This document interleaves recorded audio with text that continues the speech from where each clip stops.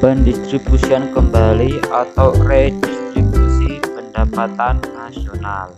Pada sebab ketiga, kalian telah belajar mengenai upaya peningkatan ekonomi maritim dan agrikultur. Usaha-usaha di bidang ekonomi bermuara pada tujuan yang sama, yaitu menyejahterakan masyarakat secara adil dan merata. Akan tetapi, sampai sekarang masih terdapat masalah dalam pendistribusian pendapatan. Kesenjangan atau ketimpangan antara masyarakat berpendapatan tinggi dan rendah masih sangat lebar. Untuk lebih jelasnya, bisa dilihat pada video berikut ini.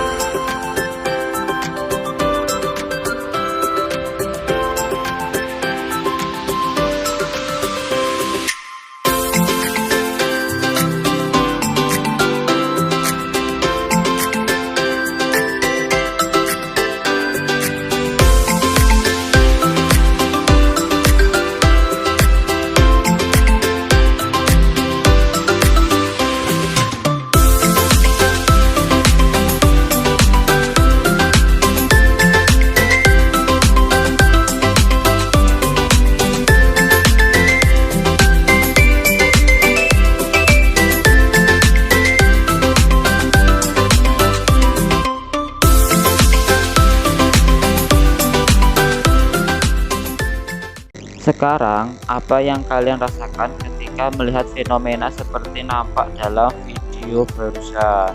Pada video tersebut, kalian dapat melihat bahwa di balik gedung tinggi pencakar langit masih banyak terdapat pemukiman yang tidak huni atau permukiman kumuh.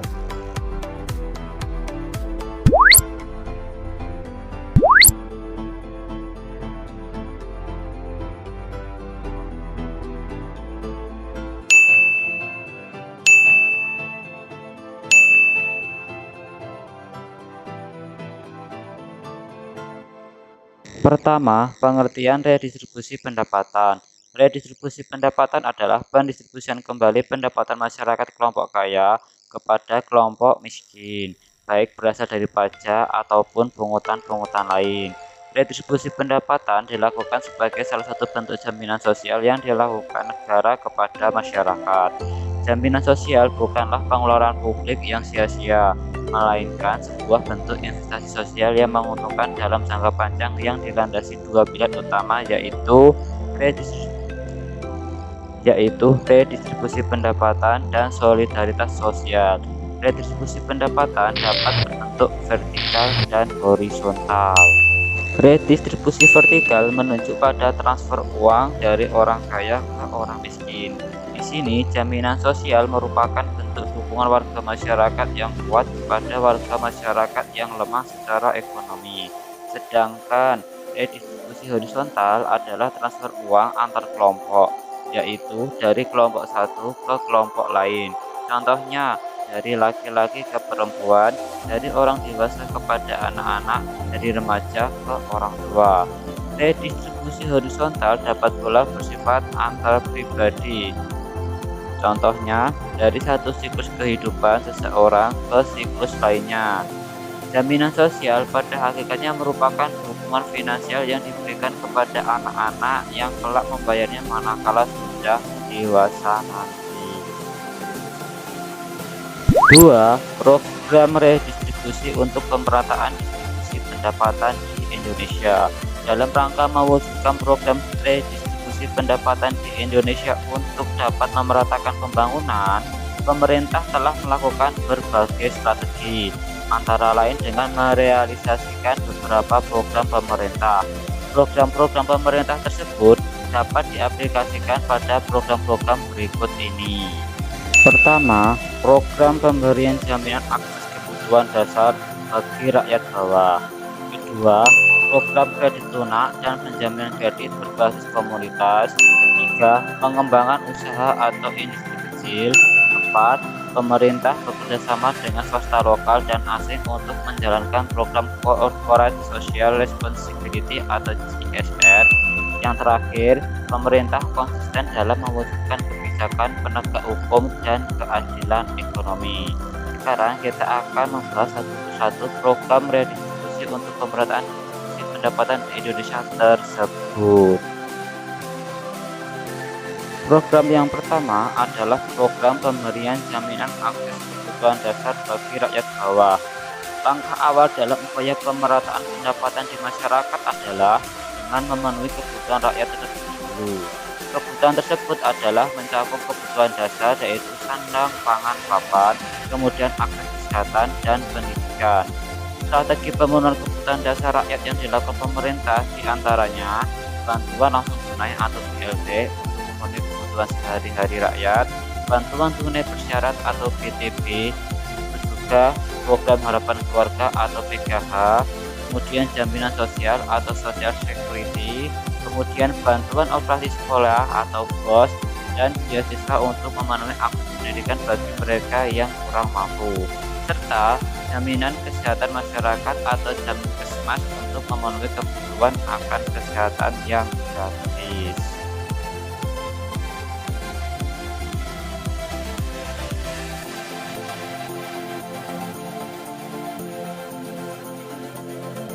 Program yang kedua yaitu program kredit lunak dan penjaminan kredit berbasis komunitas.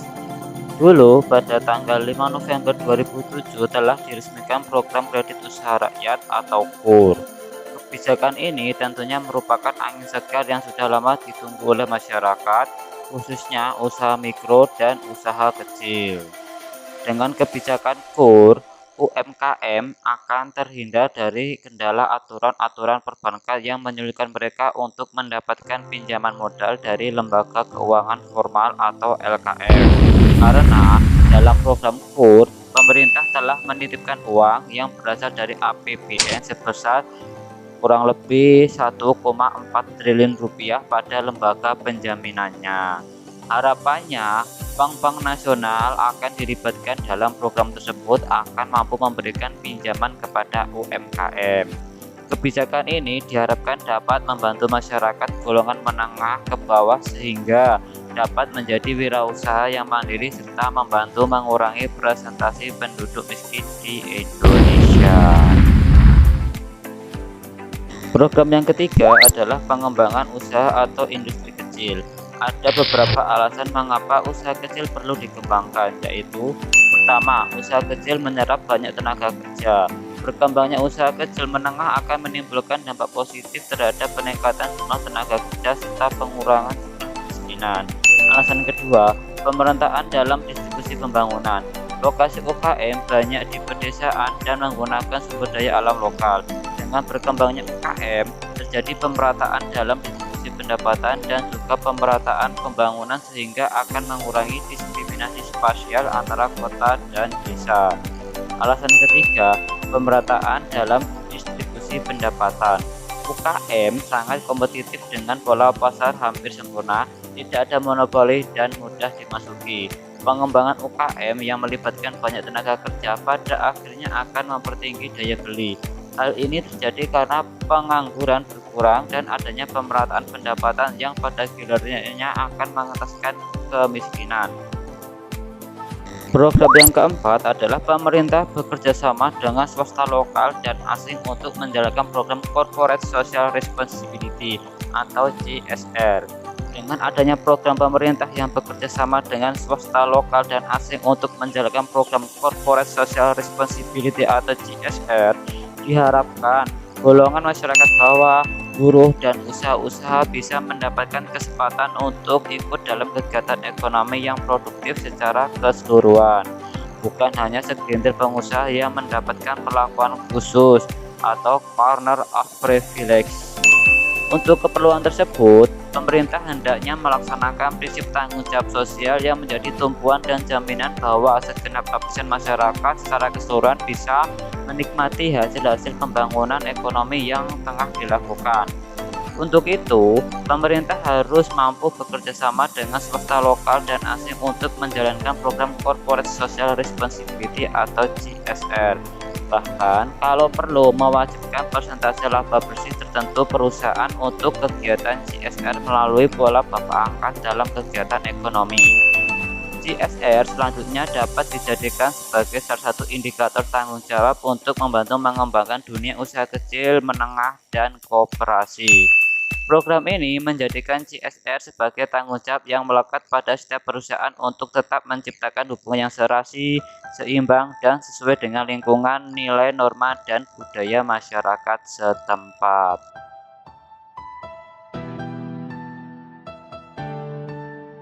Program yang kelima atau yang terakhir ialah pemerintah konsisten dalam mewujudkan kebijakan penegakan hukum dan keadilan ekonomi. Dalam hubungan ini, peran pemerintah sangatlah besar sebagai pembuat strategi dan kebijakan-kebijakan dalam menciptakan pembagian pendapatan di golongan masyarakat yang lebih merata dan berperan secara aktif dalam pelaksanaan program pemerataan pendapatan di masyarakat serta secara konsisten mewujudkan penegakan hukum sehingga dunia usaha nasional dan asing dapat melakukan usaha secara berkesinambungan untuk menciptakan lapangan kerja secara luas demi terciptanya pemerataan pendapatan. Hukum dan keadilan ekonomi yang tidak mendiskriminasikan golongan miskin merupakan modal awal sehingga kebijakan redistribusi yang diambil pemerintah menjadi efektif untuk mengurangi atau bahkan menghilangkan ketimpangan pendapatan yang ada di Indonesia.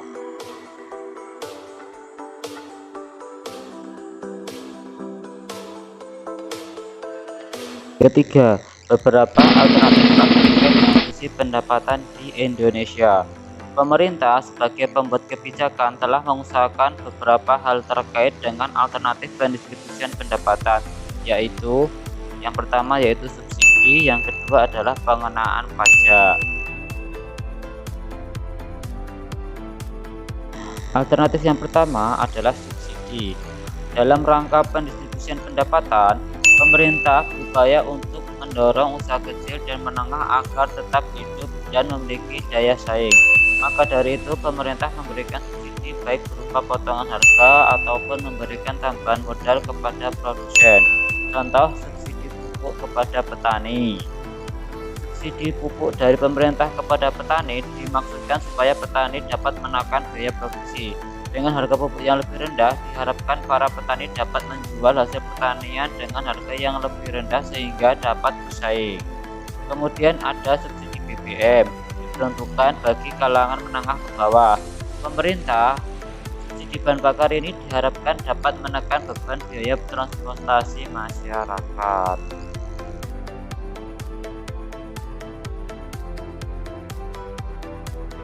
Alternatif yang kedua adalah pengenaan pajak. Selain pemberian subsidi, cara lain yang digunakan pemerintah untuk mendistribusikan pendapatan adalah dengan pengenaan pajak.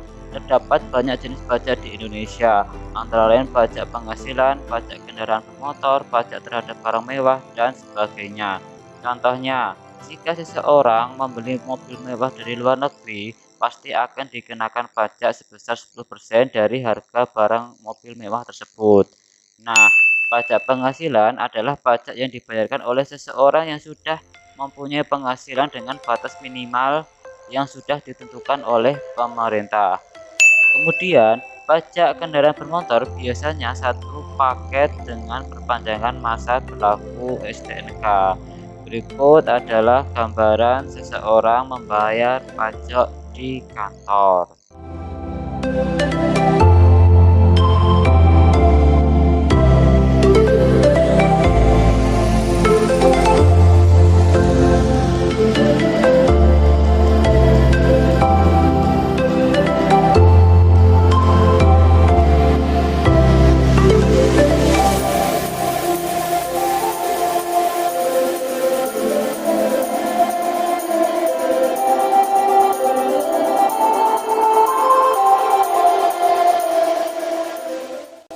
Nah, gambaran tersebut adalah gambar seorang warga masyarakat sedang membayar pajak. Pajak merupakan sumber penerimaan terbesar negara. Berbagai proyek pemerintah dibiayai dari hasil pembayaran pajak dari masyarakat. Pemberian subsidi kepada masyarakat juga berasal dari pendapatan pajak.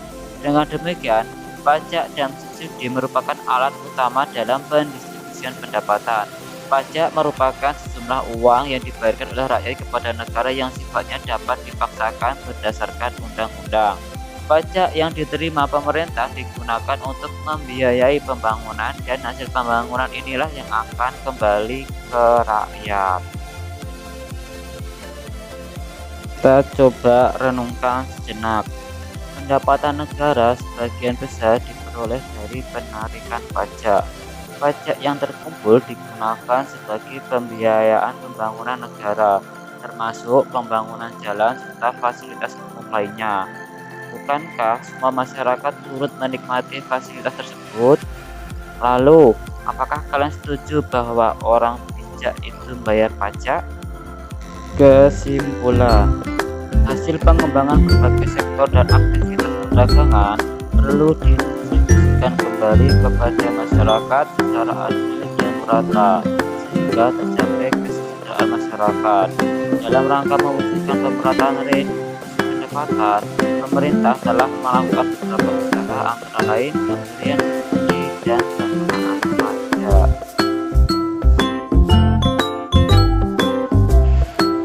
Nah, baiklah anak-anak, itulah video pembelajaran yang sudah kalian lihat. Itu adalah video yang bisa mengedukasi kalian semua, bisa dijadikan referensi untuk kedepannya nanti. Oke, untuk anak-anak, sebelumnya saya mohon maaf jika video yang saya buat itu masih banyak kekurangan, baik dalam perkataan maupun dalam penyampaian serta mungkin dalam visualnya. Oke, kurang lebihnya saya berterima kasih kepada kalian yang sudah menonton video ini. Semoga video ini nanti menjadi media pembelajaran kalian kedepannya nanti. Cukup sekian, akhirul kalam, bila fi sabilil haq, wastabiqul khairat. Wassalamualaikum warahmatullahi wabarakatuh.